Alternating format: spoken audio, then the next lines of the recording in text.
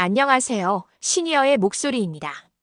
지난 시간에는 은퇴 후 가장 큰 고민인 돈 걱정 TOPO를 이야기했습니다. 그런데 많은 분들이 경험하듯 노후의 진짜 어려움은 돈만이 아닙니다. 함께 점심 먹을 동료가 없다. 전화할 사람이 줄어든다. 하루 종일 집안에서만 지낸다.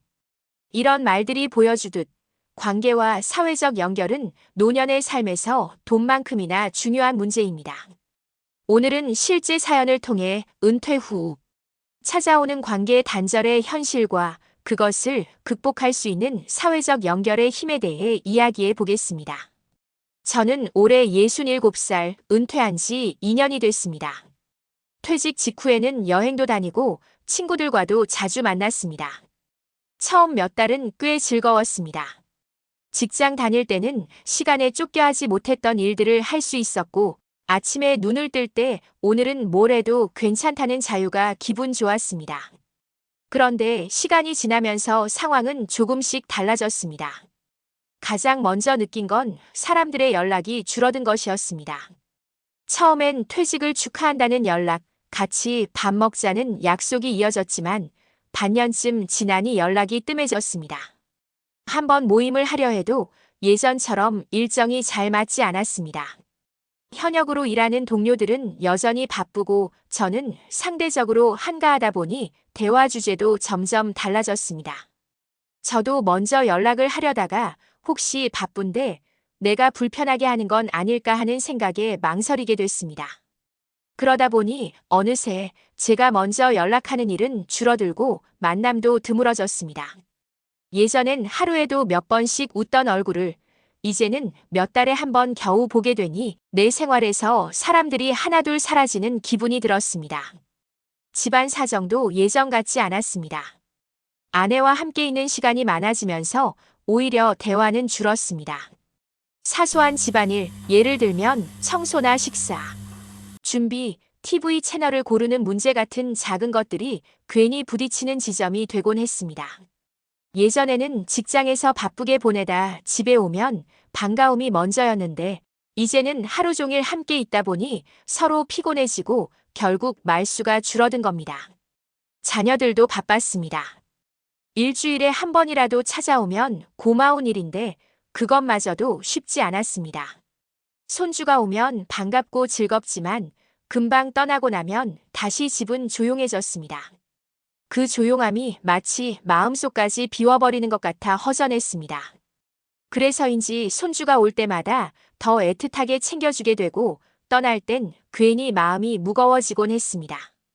저를 더 힘들게 한 건 하루 종일 대화가 한마디도 오가지 않는 날이 늘어났다는 점입니다. 아내는 집안일을 하거나 TV를 보고 저는 신문을 보거나 혼자 산책을 나가는데 말 그대로 하루가 그냥 지나가 버립니다. 그날 저녁에 문득 오늘은 누구와도 말 한마디 안 했구나 하는 생각이 들었을 때 가슴이 쿵 내려앉았습니다. 사람이 나이를 먹어도 누군가와 연결되어 있어야 한다는 걸 그때 깨달았습니다. 관계가 줄어드는 건 자연스러운 일이겠지만 새롭게 이어가는 건 제 선택이라는 걸 알면서도 막상 어디서 어떻게 시작해야 할지 막막했습니다. 저는 가끔 스스로에게 묻습니다. 다른 분들도 이렇게 고립감을 느낄까? 아니면 나만 준비가 부족해서 이런 걸까? 혹시 이 영상을 보시는 분들 중에도 저와 같은 고민을 하고 계신가요? 이 사연은 많은 시니어분들의 공통된 현실입니다. 그럼 지금부터 은퇴 후 관계 단절이 생기는 이유와 사회적 연결을 지키는 5가지 방법을 하나씩 살펴보겠습니다. 1. 관계의 축소 직장 관계의 단절. 퇴직과 동시에 가장 크게 체감하는 변화는 바로 직장 동료와의 단절입니다. 수십 년 동안 함께 일하면서 자연스럽게 이어졌던 점심 약속, 퇴근길 대화, 회식 자리 같은 일상적 관계가 하루아침에 끊어지게 됩니다. 이 관계들은 단순한 업무적 네트워크가 아니라 서로의 안부를 묻고 의지하던 사회적 안전망이었습니다. 퇴직 후 연락이 줄어드는 건 당연한 일이지만 문제는 이 단절이 점점 고립감으로 이어진다는 점입니다. 특히 자신이 먼저 연락하기보다 누군가 불러주길 기다리는 경우 관계는 더욱 빠르게 사라집니다. 해결 3스텝. 관계의 선별과 유지. 은퇴 전부터 이 사람은 꼭 이어가고 싶다 싶은 동료 23명을 정해두고 퇴직 이후에도 주기적으로 만나는 약속을 미리 만들어두는 게 좋습니다. 공통 관심사 기반의 모임. 단순한 식사보다 책, 음악, 산책, 봉사 같은 활동을 중심으로 한 모임은 오래갑니다. 이유는 할 이야기가 항상 생기기 때문입니다. 먼저 연락하는 습관. 내가 먼저 연락하면 민폐 아닐까? 라는 생각을 버리고 오히려 먼저 안부를 묻는 게 관계를 지키는 핵심입니다. 요약. 관계는 저절로 이어지지 않는다. 의도적으로 이어야 한다. 2. 가족 내 갈등. 배우자와의 거리. 퇴직 후 가장 가까운 관계는 배우자입니다. 하지만 가까운 만큼 갈등도 쉽게 생깁니다. 직장에 다닐 때는 서로 떨어져 있는 시간이 많았기에 충돌이 덜했지만 하루 종일 함께 있다 보면 작은 습관 차이도 크게 느껴집니다. 예를 들어 TV 볼륨 크기, 식사 시간, 집안일 분담 같은 사소한 문제들이 쌓여 서로 말수가 줄어듭니다. 이때 중요한 건 배우자와의 관계를 새로운 생활 패턴에 맞춰 재정의하는 하는 것입니다. 해결 3스텝. 역할 재분배. 집안일, 재정 관리, 손주 돌봄 같은 영역을 서로 나누고 중복되거나 누락되지 않도록 협의합니다. 대화의 시간 확보. 하루 30분 정도는 TV와 휴대폰을 내려놓고 오직 대화만 나누는 시간을 마련하세요. 작은 일상 이야기도 대화의 끈을 이어주는 힘이 됩니다. 개별 공간 존중. 함께 있는 시간이 늘어난 만큼 혼자만의 공간과 시간을 존중해주는 것이 갈등을 줄이는 핵심입니다. 요약. 잘 지내는 비결은 항상 붙어 있는 게 아니라 잘 떨어져 있는 데도 있다. 3. 사회적 고립. 외부 활동 부족.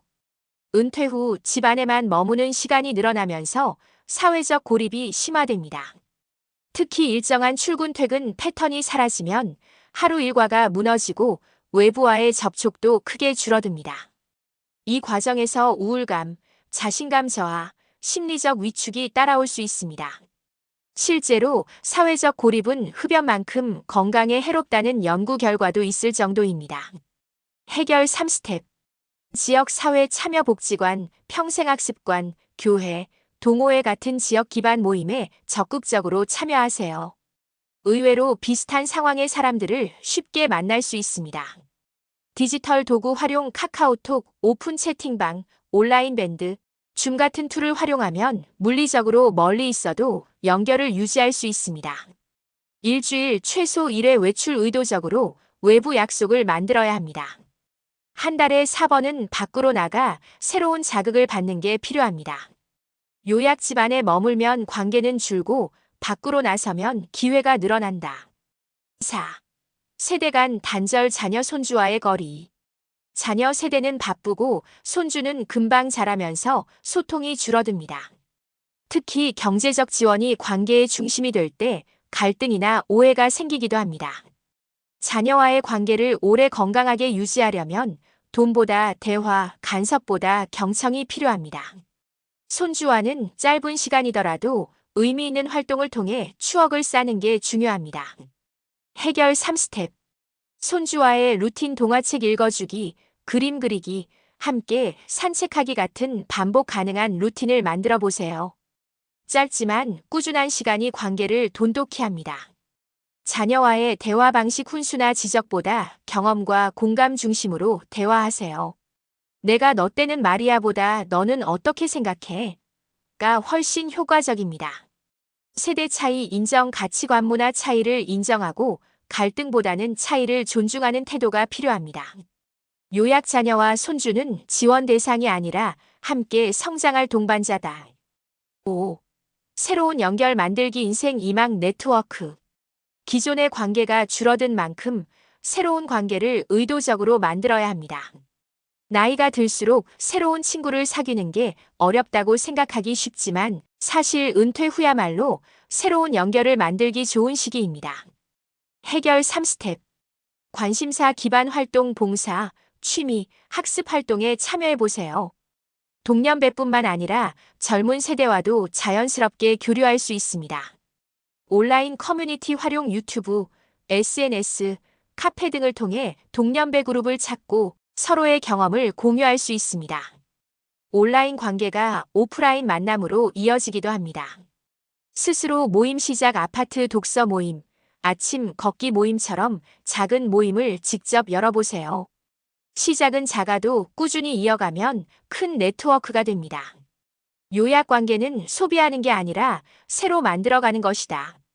오늘은 은퇴 후 돈 걱정 다음으로 중요한 문제, 바로 관계와 사회적 연결에 대해 이야기했습니다. 직장 관계의 단절, 가족 내 갈등, 사회적 고립, 세대 간 단절, 새로운 연결 만들기.